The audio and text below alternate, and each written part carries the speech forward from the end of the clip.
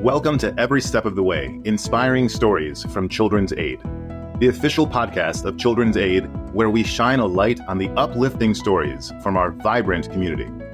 Co-hosts Georgia Boothe and Sandra Escamilla will be your guides through the heartfelt journeys of alumni, staff, and supporters who have all played pivotal roles in our mission. In our first series, I'm a Children's Aid Kid, we'll delve into the lives of our remarkable alumni, exploring how the support and guidance from Children's Aid help them overcome challenges and achieve their dreams.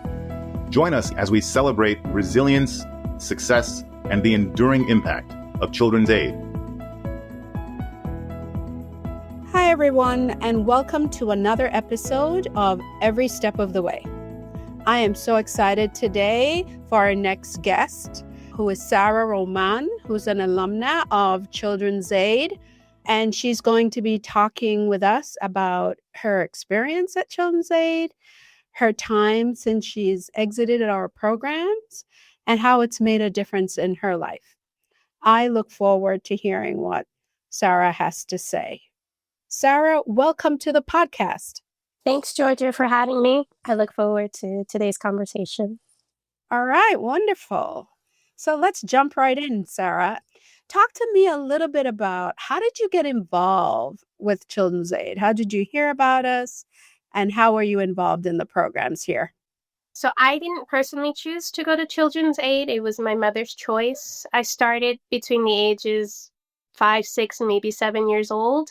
My older sister and my younger brother went as well. It was really a situation where my mom was a single mother. Children's Aid was located a block away from where we grew up.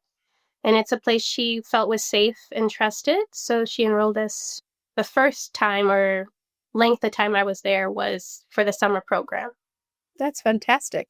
And which location was that, Sarah? On East Harlem. In East Harlem. Wonderful.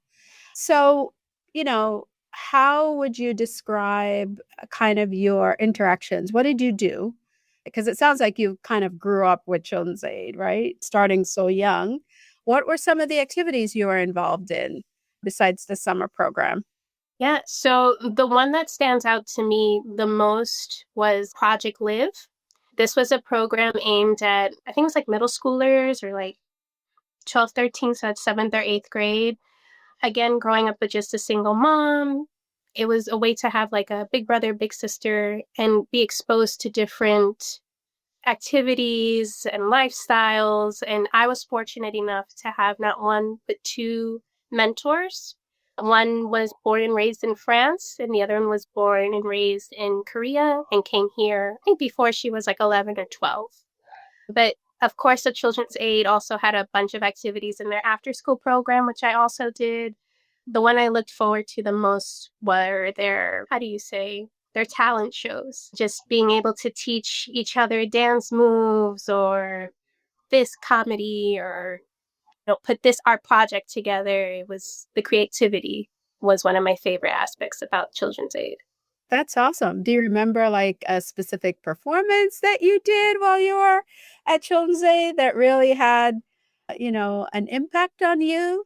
So I remember, some of the dances, like the older girls would teach the younger kids. And then there were other ones where the counselors had like dance class and they would have our input. It wasn't them just choreographing.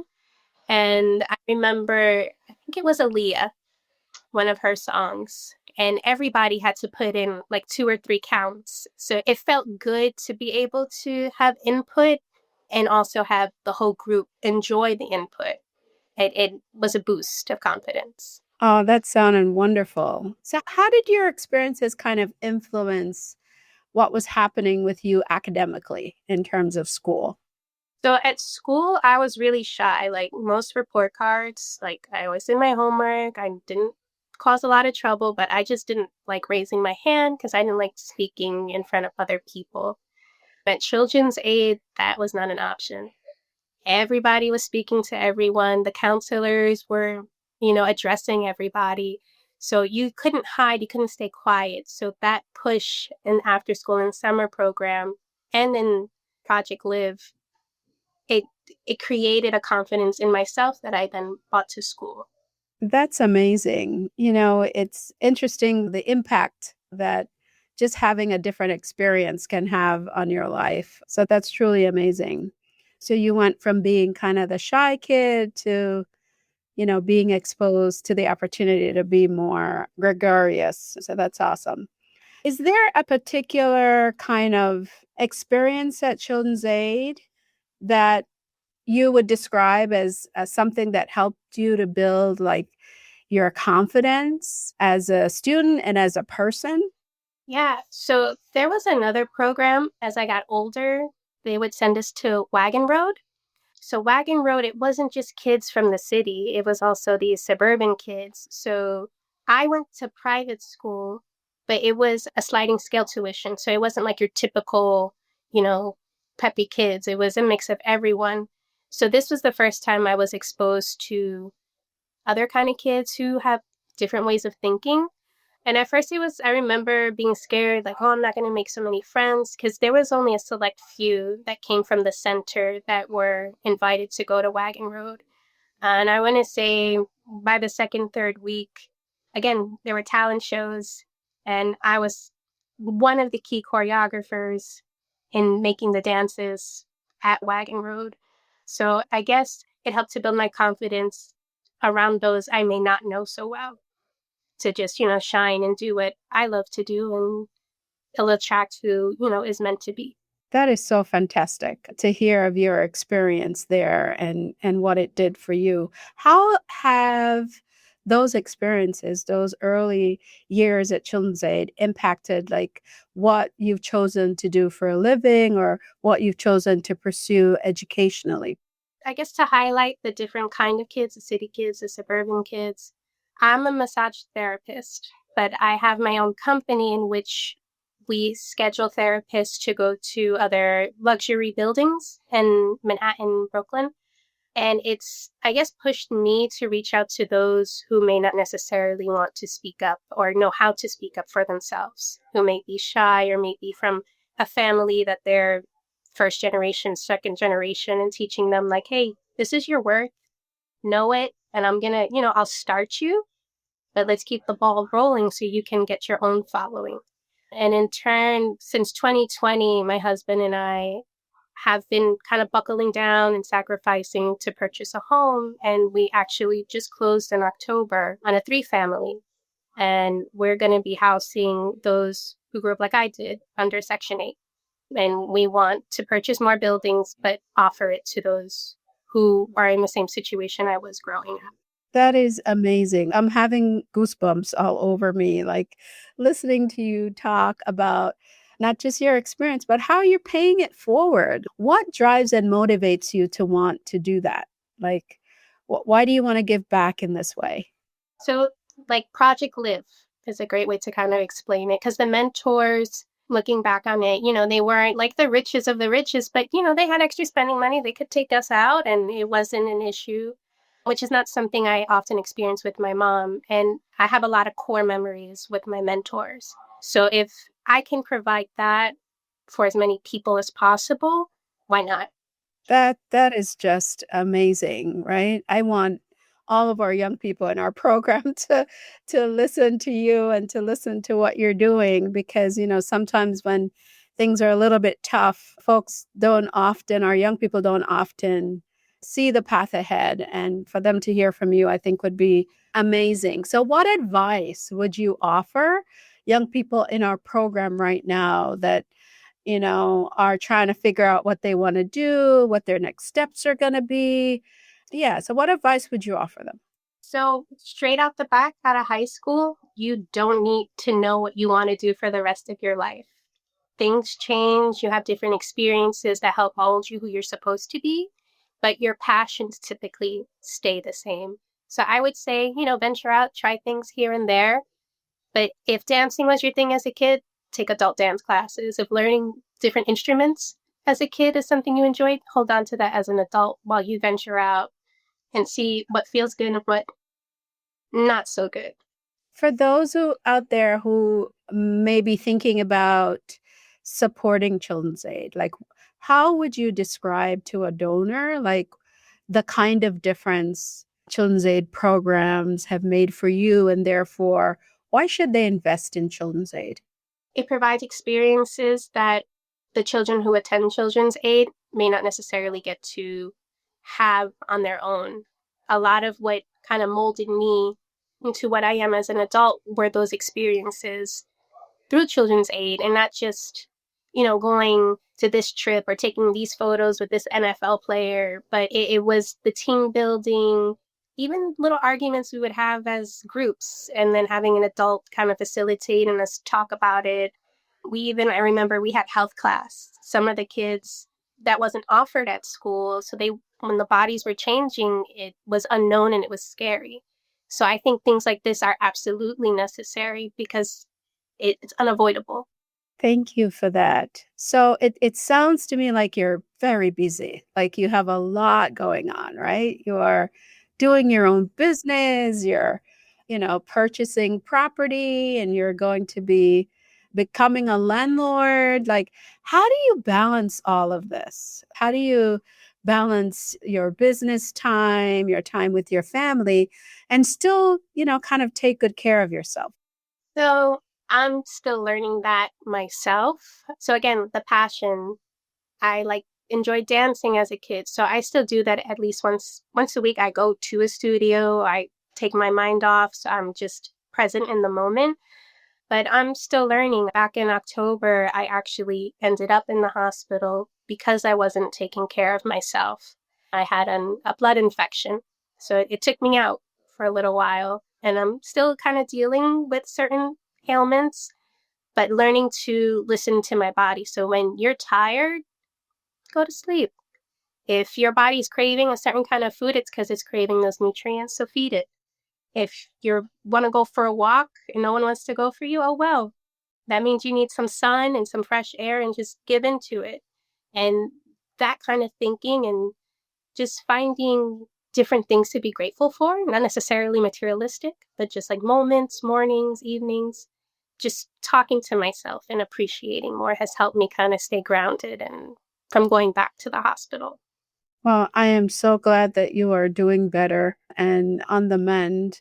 How has your relationships with your family, with friends over the years, thinking back to your time at Children's Aid, are there relationships that you still have from that time? And how has that kind of factored into your relationships that you have now with the friends and family you have around you?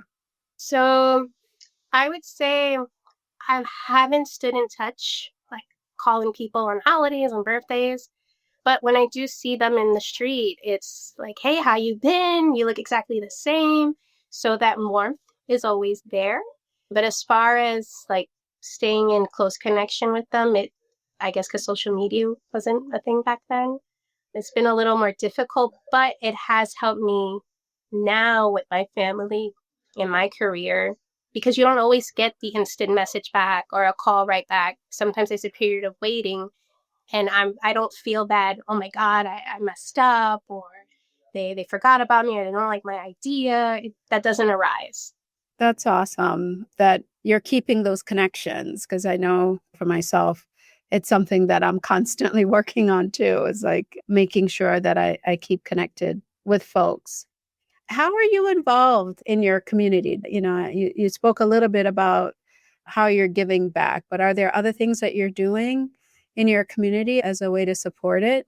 So right now, I have 3 kids.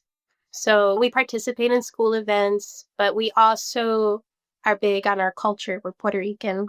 My Spanish has never been there, and it's still not there. But during COVID, my mom actually found a free program. It's called Bombazo Dance Co., where they teach the kids bomba, how to dance, how to drum. They speak to them in Spanish and the native island language of the island. And my eldest is now in their dance company for the juniors. So that has forced me to put a hat on. Okay, well, we're going to be raising money. We're going to be going to this location, that location. Got to drive to Jersey, got to drive to Brooklyn, wherever it is.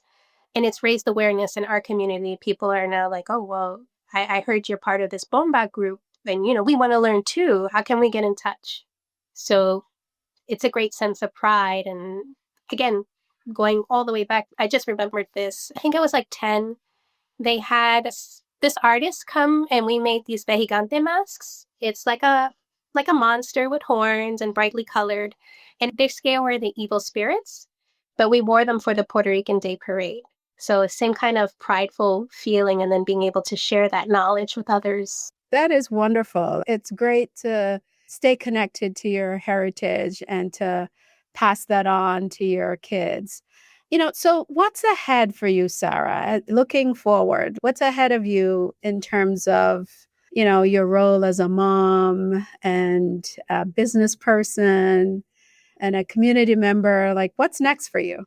As a mom, currently my eldest is getting ready to go to high school. So I'm not exactly sure what that means, but I know there's some changes coming my way. But just supporting my kids and whatever, they start questioning or interested in and kind of opening those doors and tapping into people I know. As for my business, I plan to grow just a little bit more before I take a step back, per se, from actually working on clients, because I would like to work on community members. One thing that happened when I was at the hospital, I had a nun take care of me. And when I left, I was like, okay, I need to go to where she is and give back to her because she really kept an eye on me, checked up on me, because it was a rough recovery. And just wanting to give back in that sense and not charge people, because I find that insecurity with money is a great reason as to why people from the community I grew up in don't necessarily take care of themselves the way they should. And yeah, I guess that kind of ties the business and the community, just giving back the gift that I was given to heal. That is so amazing. What are your hopes and dreams for your children as you look ahead? Like, what are you hoping for them? I want them to be genuinely happy. Happy and self-sufficient are my biggest things. Just because I remember what it was like growing up in Section 8. There's this scarcity of not necessarily, oh, what am I going to eat tomorrow? But like, I don't have a dress for this, or I don't know how to explain it. There's just a fear, an umbrella of fear that I don't want them to ever experience. Yeah, it's the mindset of, I was listening to a podcast earlier. They were talking about this mindset of scarcity, right? Versus a mindset of possibilities and what you need to do to make something happen, as opposed to feeling like, you don't have what it takes to make that happen. And that's a very different mindset. So I certainly, as a mom of two boys myself, I certainly get that and also understand what it's like to grow up and be told, well, we can't do this because we don't have money for that. So that's awesome. Are there any kind of mentors that have helped guide you along the way that you're still kind of connected to today that give you advice and support as you're navigating life? Oh, yeah. So every now and then, it's not consistently, but one of my mentors from Project Live, Bernie, she'll kind of get in contact. We'll say, hi, happy birthday. And then I also, along the way, trying to grasp life, I realized I wasn't great with numbers. So I have a financial advisor who's helped me a great deal. Her name is Candace. Without her, I'd be really lost with my business. I would say those are probably my two biggest mentors in life right now. That's great. It's so amazing to kind of recognize, where you have some challenges or some areas that you're not as comfortable in, and know that there are folks that you can reach out to who will help you with that. So that's fantastic. That's awesome. Great insight on your part. So now we're going to do a series of rapid fire questions. Don't think about them too much. Just say what comes to you initially. And we typically end our podcasts with these questions. What's your favorite color? Purple. What's your least favorite color? White? White, you said? Yeah, white. Oh, okay. What inspires you the most? My kids. Oh, that's so nice. What discourages you the most? Mean people. I know. What is a mantra or a quote that you live by? Today is a great day to live. Oh, I love that. That's awesome. Like it built into it is this sense of gratitude. That's amazing. Thank you.